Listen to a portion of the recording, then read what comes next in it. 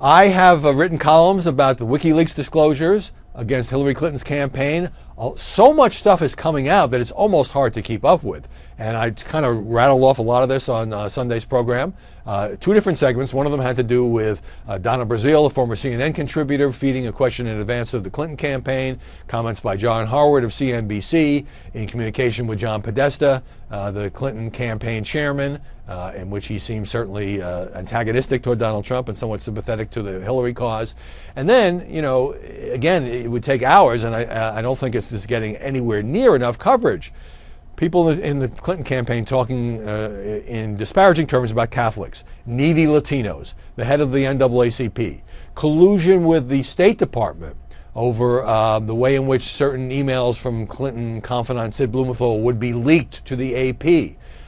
Possible even beyond collusion in terms of trading off what the State Department might do in exchange for making emails that Hillary Clinton sent from her private server that had been classified into unclassified emails. And a lot of other stuff just about the politics of it. And one person saying, one of Hillary's advisors from the outside, saying that she just doesn't come off as credible because she's not genuine in television interviews. So a whole lot of stuff to deal with, prompting this email from Ben. One didn't want his name used, so I'll just call him Ben. The media, including Fox News and you, should be giving at least the same amount of coverage time to the Clinton Wikileaks scandal as to negativity about Mr. Trump. How else will the public begin to understand the corrupt and self-serving agenda of the Clintons? I watched your program this morning. You need to make a concerted effort to show how corrupt and biased the media is against Trump and their agenda to see Trump defeated. You owe this to your viewers. That is, if you are truly interested in providing fair and balanced coverage. I'm withholding my name for fear of reprisals. That is what our country has come to. Well, I respect that, Ben.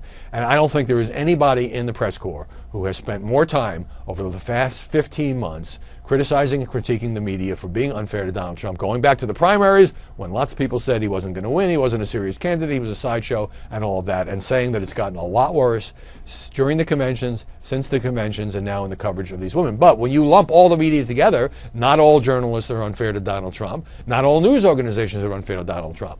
And when you say, you know, it is my job to prove how corrupt the media are, and their agenda is to see Trump defeated, you know, you're speaking as obviously a very passionate Trump supporter. It is my job to hold the media accountable on both the Trump and the Clinton sides. And that's why I have talked about and will continue to talk about WikiLeaks as these disclosures continue to come out. Now, I'm not crazy about the fact that our election agenda is being driven in part by what are probably Russian hackers feeding this stuff to Julian Assange's group. I've talked about that as well.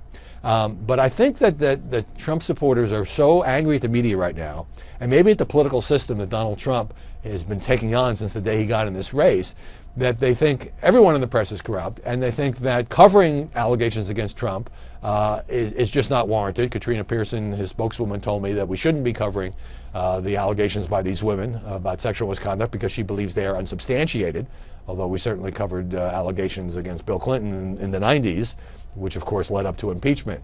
So bottom line is I agree with you on WikiLeaks. It's a little more complicated to explain, and it's a little bit more sort of standard routine, anything from political back-scratching to coziness with the press to perhaps outright corruption.